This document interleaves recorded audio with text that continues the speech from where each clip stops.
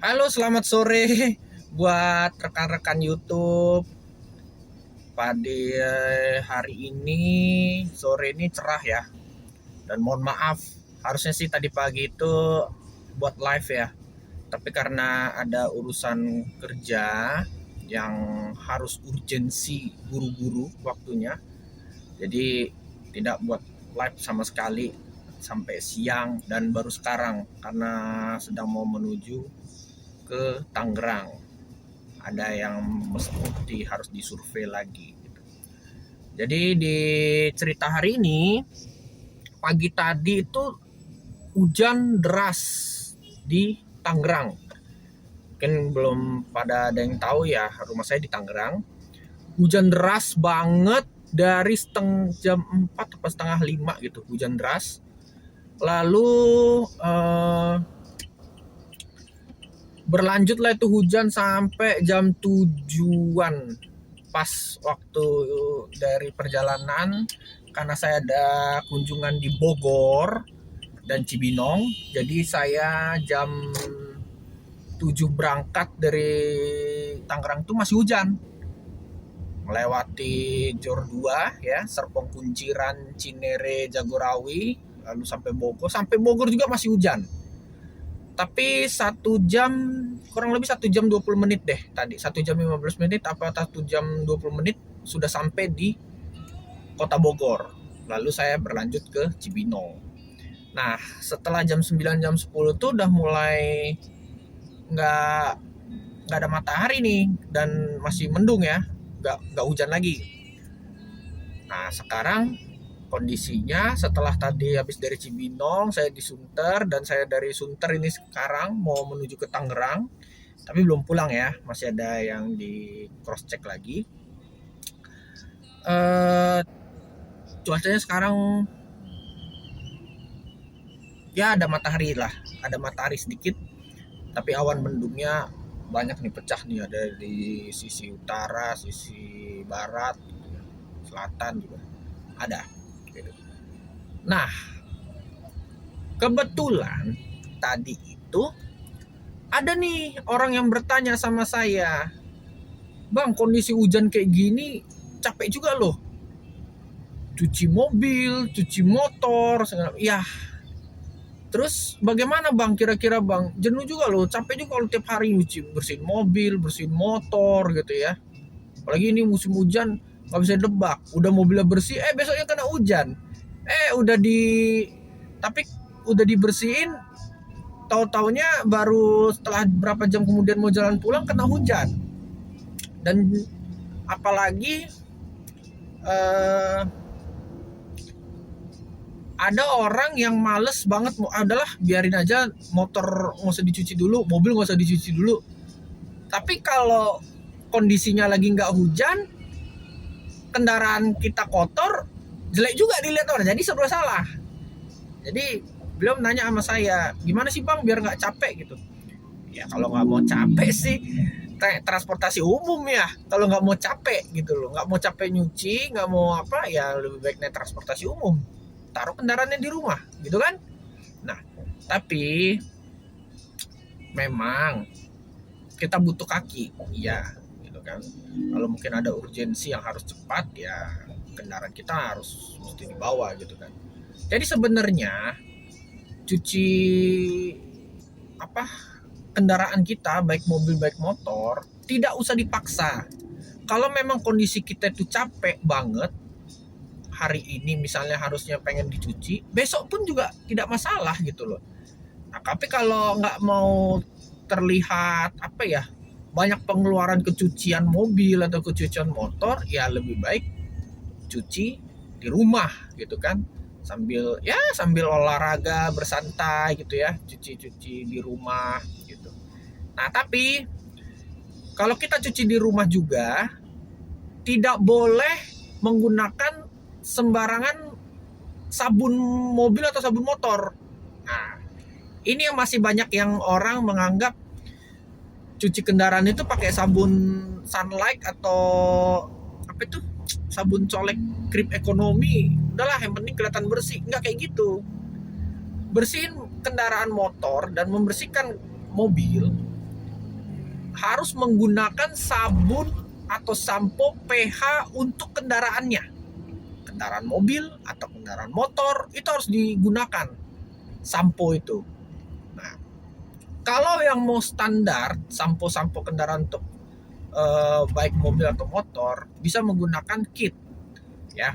Kit mobil tuh ada dua, ada warna yang hijau, ada yang warna oranye. Biasanya kalau saya pribadi sih pakainya yang oranye ya, pakai yang oranye, wash and wax gitu kan, membersihkan dan mengkilapkan. Tapi kalau yang hijau itu hanya membersihkan saja tapi tidak mengkilapkan. Yang mengkilap tapi tidak seperti mengkilap yang kit yang orange gitu. Motor juga gitu, ada motor juga sampo yang kitnya juga ada. Nah, terus ada yang bisa juga pakai kalau yang mobil itu atau motor pakai sabun merek Glow. Ada biasanya itu di Indomaret Fresh atau Indomaret Point ya. Sabun Glow itu, sampo Glow itu dia produksi dari Autoguard. Nah, produksi dari Autoguard itu juga pernah saya pakai, itu bagus. Bahannya juga bahan sabunnya juga tidak merusak tangan ya, tidak merusak kulit juga gitu. Nah, bisa kita cuci sendiri gitu loh. Nah, kalau misalnya mau pengen pakai yang ya seperti yang tadi yang saya bilang di awal, sabun colek gitu ya, atau ya sabun krim ekonomi atau sabun apa gitu, boleh aja kalau mau pakai, tapi jangan di bodi mobil, jangan juga di kaca mobil. Bodi mobil sama kaca mobil tidak boleh pakai sampo yang bukan pH-nya. Jadi kalau kita mau membersihkan pakai sabun colek gitu ya paling hanya ban mungkin ya, sikat ban gitu, atau mungkin kalau mobil sikat karpet gitu ya, karpet dalam gitu. Nah itu boleh, nggak apa-apa. Atau mungkin kayak ruang kaki-kaki atau spakbor kalau mau pakai sabun colek ya silakan aja gitu loh, tidak masalah. Tapi kalau ke bodi termasuk motor itu dilarang keras banget menggunakan sabun yang bukan pH-nya. Nah dampaknya apa sih kalau bukan pakai sabun pH-nya? Ya yang jelas bodinya busam, tidak mengkilap seperti awal kita beli kendaraan tersebut, baik mobil atau motor. Kedua, pada di mobil kerusakannya apa? Wiper itu di kaca mobilnya itu berjamur. Dan wipernya juga jadi apa ya? Kalau udah kena sabun yang bukan pH-nya ya jadi nggak bagus juga sih sebenarnya. Kalau menurut versi pribadi dari saya. Nah, tapi itu kembali lagi ke selera orang masing-masing ya. Kira-kira mau membersihkan mobilnya pakai apa, atau nggak mau ribet yang harus ke cucian aja ya itu boleh, nggak apa-apa, silakan gitu loh. Itu tidak ada paksaan ya. Kalau mau pengen ke cucian steam mobil boleh saja, nggak masalah kok. Tapi kalau memang kitanya lagi mager dan pengen mau menghemat waktu atau bersantai ria di rumah ya membersihkan kendaraan sendiri di rumah itu lebih baik gitu ya. Nah, itu ada orang yang pertanyaan pertama yang tadi ya, itu pertanyaan pertama. Yang kedua ada juga seperti ini. Bang, air wiper itu bagusnya diisi pakai air apa? Nah, itu penting juga. Kalau untuk air wiper itu sebenarnya pakai air apa aja sih boleh ya. Air apa aja boleh, tapi air yang benar-benar ini ya air rumah ya, air dari PDAM atau air dari sumur bor gitu ya, silahkan aja. Tapi kalau mau menggunakan wiper fluid boleh nggak? Boleh, nggak ada yang melarang. Justru wiper fluid itu cairan khusus untuk membersihkan kaca pada saat kaca mobil kita itu kondisi kotor atau kondisi hujan. Nah, berbagai merek wiper fluid banyak. Salah satunya kalau ya merek yang kit ya, itu warna biru, namanya kit wiper fluid, itu warna biru bungkusnya. Itu juga bagus kalau dipakai. Saya juga kebetulan pakai yang itu bagus. Dan kalau resiko untuk jamur ya, karena setiap mobil pasti lama-lama juga kaca mobil itu akan berjamur, pasti nggak mungkin nggak berjamur.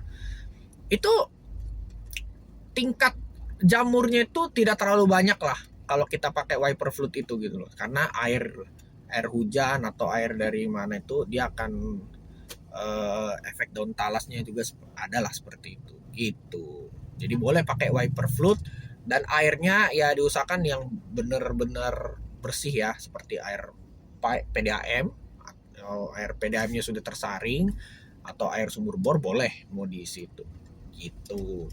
Nah, tapi menghadapi hujan itu tidak hanya mementingkan kaca mobil saja, tapi dicek juga wipernya. Nah, kalau kita pakai mobil itu wiper perlu dicek, cek banget karet-karetnya, kira-kira masih bagus atau tidak. Baik mobil tuh ada yang karet di depan atau karet di belakang, itu perlu dicek kira-kira ini masih layak berfungsi atau tidak gitu. Kalau karetnya sudah tipis, lebih baik diganti. Dicek per 3 bulan sekali juga boleh, 2 bulan sekali juga boleh.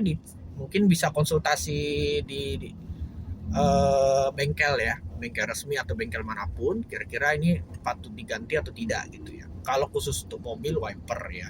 Selain jamur kaca juga harus dicek juga ya, kira-kira ini bagus nggak untuk visibilitas penglihatan kita di saat menghadapi hujan. Nah, kalau untuk motor, nah ini motor juga apalagi musim hujan, saya kembali lagi mengingatkan di musim hujan ini tetap safety dan be careful banget ya. Kenapa? Karena namanya motor ini kan ya, semua kalau orang berdasarkan umum, orang naik motor tuh pengen tujuannya mau cepat sampai rumah atau cepat sampai tujuan gitu. Nah, saran saya boleh kalau mau cepat, tapi dilihat kondisi jalannya. Kalau trafiknya lagi padat, lebih baik bersabarlah gitu loh. Kalau ibaratnya nggak mau hujan, ya semua orang juga yang naik motor nggak mau kena hujan gitu loh. Kalau nggak mau kena hujan, ya tunggu dulu sampai reda baru berjalan gitu loh. Nah, tapi saran saya, kalau toh memang harus dipaksakan banget hujan itu, kita harus naik motor dan hujan itu harus kita paksakan untuk pulang. Nah, saran saya jaga jarak, patuhi rambu lalu lintas, dicek juga motornya. Nah, motornya apa? Kesiapan dari mesinnya, kira-kira bagus tidak gitu kan. Lalu ban ini juga perlu dicek. Ban, lalu minyak rem atau mungkin kampas rem motor itu ya. Itu harus perlu dicek juga gitu. Kenapa? Ini demi untuk safety. Apabila ada kejadian mendadak dilihat dari jauh, oh kita udah bisa antisipasi kapan waktunya kita untuk rem kendaraan kita. Sama mau gitu juga dengan mobil. Cek juga di minyak rem atau kampas remnya masih layak tidak untuk perjalanan dekat maupun perjalanan jauh. Gitu. Nah, itu. Kalau untuk motor, bannya juga. Ban motor tuh lebih rentan cepat habis. Kenapa? Karena pemakaiannya lebih banyak dong. Orang mayoritas masyarakat Indonesia lebih banyak menggunakan motor daripada menggunakan mobil gitu loh. Nah, jadi karena pemakaiannya banyak, lebih harus hati-hati lagi dalam penggunaan motor. Kira-kira layak nggak ban ini diganti atau tidak? Kalau memang harus benar-benar tidak layak lagi, dan itu harus benar-benar diganti. Jangan dipaksa untuk bawa jalan sebelum terjadi hal yang tidak diinginkan gitu. Nah, ban baik mobil baik motor, kalau mau lebih awet, gunakanlah angin nitrogen ya. Angin nitrogen itu sangat bagus sekali di dalam permukaan ban gitu. Gunakanlah angin nitrogen dan sesuaikanlah dengan ukuran motor maupun mobil, juga harus disesuaikan supaya tidak terjadi kalau ban itu standarnya sudah diberikan dari pabrik, ban motor atau ban mobil, sudah pergunakanlah ban itu dengan baik, jangan diubah lagi spesifikasinya karena itu bisa mempengaruhi kinerja mesin pada kendaraan kita gitu loh. Nah, jadi kalau untuk hujan ini juga ya perhatikan untuk kondisi bannya termasuk remnya tadi gitu. Nah, tapi kadangan tidak musim hujan aja nih ya, tiba-tiba di Jabodetabek ini sekalinya nggak hujan bisa panas banget, panas terik banget. Nah, panas terik itu yang membuat kadangan kita malas naik motor gitu kan, jadi kita naik mobil seandainya atau naik transportasi umum gitu. Nah, bagi yang punya mobil, di kondisi panas juga, dicek juga kira-kira tabung air radiator tuh kondisinya low atau full gitu. Kalau full dia artinya masih bagus, tapi kalau low segeralah ditambah. Tapi dengan catatan, menambah air radiator harus dengan kondisi mobil saat dingin ya. Saat dingin, nggak boleh kalau saat panas. Kalau saat panas ya mungkin sudah tahu lah ya semua risikonya ya. Nah, seperti itu. Nah, jadi perawatan kendaraan baik mobil maupun motor itu penting banget. Apalagi ini sekarang cuaca air tahun ini tidak menentu ya. Bisa dibilang kadang lagi panas, tiba-tiba hujan, nggak ada angin, nggak ada apa, tiba-tiba hujan deras gitu loh. Nah, itu juga penting banget harus dijaga. Nah, topik kedua, nah kebetulan saya baru masuk tol dari Jakarta menuju ke mana? Tangerang. Ini kebetulan lagi padat tapi lancar ya berjalan ya. Tapi tadi saya udah lihat informasi bahwa di Maps itu sekitar mungkin kilometer 8 ya, 7 atau 8 di Meruya itu ada kemacetan sampai ke seperti biasa rest area. Nah, begitu juga dengan arah sebaliknya dari Tangerang ini menuju ke arah Jakarta sampai di kilometer 1 masih macet ya menuju Jakarta. Nah, kalau kemacetannya ini mungkin ada orang bertanya gitu ya, Bang, kenapa sih di rest area itu suka padat banget, terutama rest area yang mau ke arah Merak? Ya pasti otomatis kilometer 14 dong, nggak mungkin yang di kilometer 40, 60 segala macam itu enggak. Gitu ya, kilometer 14. Kenapa sih sering banget macet di situ? Tidak bisa diprediksi kenapa alasannya macet kalau di situ. Tapi yang selalu saya amati ya, menurut versi saya, ini silakan nanti kalau ada yang mau berkomentar silakan ya.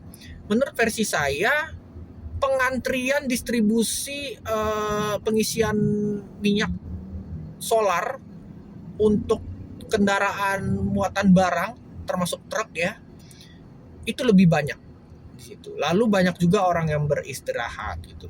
Banyak yang beristirahat baik yang kendaraan pribadi atau kendaraan barang, banyak yang beristirahat di situ. Sebenarnya sih ada batasannya ya. Kalau istirahat di situ boleh aja, paling ya maksimal 1 jam gitu ya. Tapi kembali lagi, kita tidak bisa memaksakan atau mengusir orang itu. Tidak boleh lama-lama di sini, itu tidak bisa. Karena mungkin kita nggak tahu ya, orang ini yang beristirahat di rest area tersebut itu mau melanjutkan perjalanan yang lebih jauh dari kita. Kalau mungkin kita yang hanya tujuannya ke arah Tangerang atau mungkin paling jauhnya ke arah Balaraja ya istirahat setengah jam, paling lama 1 jam deh. Kita minimal harus sudah meninggalkan rest area tersebut gitu. Nah, meninggalkan rest area tersebut atau kita mengantisipasinya kalau sudah tahu di kilometer 14 itu ramai, dah lebih baik kita langsung pindah ke rest area berikutnya gitu loh. Kalau kita tidak mau terlalu lama mengantri di jalan menuju akses ke rest area. Kalau untuk truk-truk dan muatan barang itu juga tidak bisa dipaksa ya. Mereka mungkin mau mengisi bahan bakar di situ supaya di trip selanjutnya dia tidak perlu mengisi lagi. Paling mungkin di esok hari atau mungkin di besok paginya gitu ya. Atau mungkin sampai tujuan di lokasi baru nanti kembali ke Jakarta dengan pengisian lagi gitu. Itu tidak bisa dipaksa. Kita tidak bisa memarah atau mengusir supir truk untuk mengalihkan, itu tidak bisa karena mereka ya bekerja bawa kendaraan, mereka juga mau antisipasi juga di kendaraannya gitu kan. Jadi semua itu harus kesiapannya ready ya, bensinnya harus ready, pengecekan ban juga harus ready, badan pun juga harus ready. Apalagi mereka supir kendaraan barang atau supir truk itu lebih capek daripada kita gitu. Kalau mereka mungkin bisa pagi sampai ketemu pagi juga bawa mobil bisa, tapi kalau kita belum tentu bisa. Nah, jadi stamina dia juga harus lebih ekstra tinggi dalam istirahat gitu loh. wajar kalau mereka istirahatnya lama di rest area ya karena mereka lebih senang perjalanan malam gitu loh. Nah, tapi itu tadi harus tetap hati-hati walaupun membawa kendaraan barang juga tetap harus memprioritaskan keselamatan, itu penting. Apalagi perjalanan dari sini kalau seandainya supir-supir truk itu, supir kendaraan barang menyeberang ke Pulau Sumatera. Begitu sampai Pulau Sumatera, oke, memang ada jalan tol gitu ya, sampai di Palembang gitu ada jalan tol. Tetapi setelah dari Palembang itu udah masuk ke jalan biasa. Otomatis harus butuh ekstra nih. Badan kita itu kondisi harus lebih baik dari sebelumnya gitu. Caranya bagaimana? Ya istirahat tadi, kopi mungkin kalau mau minum kopi, perbanyak air putih. Intinya sih istirahat semuanya sih. Semua tuh kalau bawa kendaraan jauh tuh harusnya istirahat gitu. Nah, jadi kalau untuk yang bertanya rest area kilometer 14 tuh macet, itu tidak bisa diprediksi. Bisa jadi sore ini macet tapi belum tentu besok sore macet juga seperti sekarang. Nah, jadi belum tentu.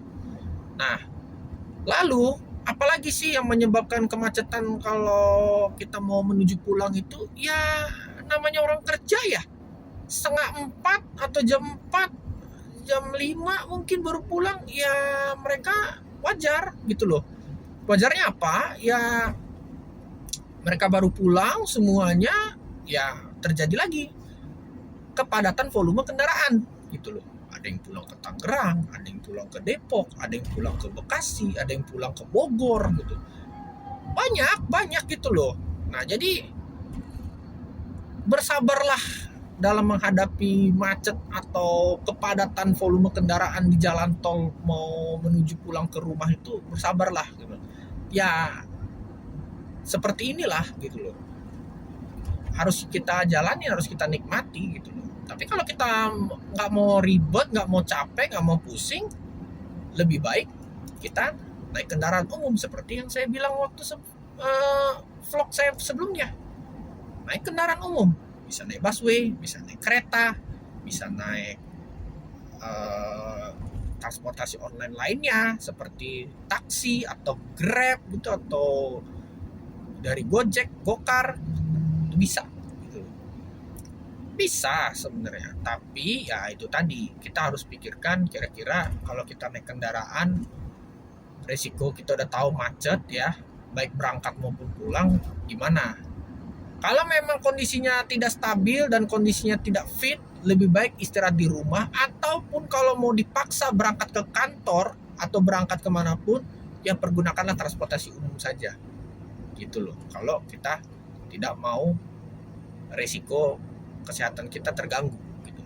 Nah, lalu ada lagi yang bertanya sama saya nih, ini yang terakhir ya, udah sebelum closing statement. Ada yang bertanya dengan saya itu seperti ini, Bang, untuk menghadapi kemacetan sore ini, misalnya sore ya, kemacetan sore mau pulang kemana aja, itu perlu nggak sih kita menunggu dulu sampai macetnya udah reda baru pulang? Nah, kembali lagi, itu dari diri sendiri, tergantung dari kita sendiri. Kalau kita memang mau nyantai ya sudah di kantor aja dulu atau kemana dulu, nanti kira-kira udah jam 9 jam 10 kalau lihat trafiknya sudah mulai sepi dan tidak terlalu macet lagi, ya udah silakan kalau mau pulang gitu loh. Tapi kalau memang harus dipaksakan pulang karena memang ini, ya kita harus udah tahu dong resikonya apa. Kalau kita pulang cepat ya udah menghadapi kepadatan dan kemacetan itu, ya kita harus sabar. Jangan kita ngeluh macet lah inilah ya itu jangan gitu loh, karena kita udah tahu resiko. Kita tinggal di Jabodetabek itu kita udah tahu, berangkat dan pulangnya kita juga udah paham gitu loh, kapan jam macetnya, kapan jam tidak macetnya, kita juga harusnya sudah tahu gitu loh. Jadi tidak usah ngeluh gitu. Kalau mau ngeluh ya lebih baik naik transportasi umum. Itu aja sih kalau pesan dari saya ya. Jadi itu aja kesimpulannya. Jadi di vlog saya yang part ke-6 ini, intinya saya menjelaskan dari semua itu berdasarkan pendapat pribadi saya ya. Pertama tadi topiknya apa? Topiknya itu menjaga atau merawat kendaraan kita, baik mobil baik motor ya.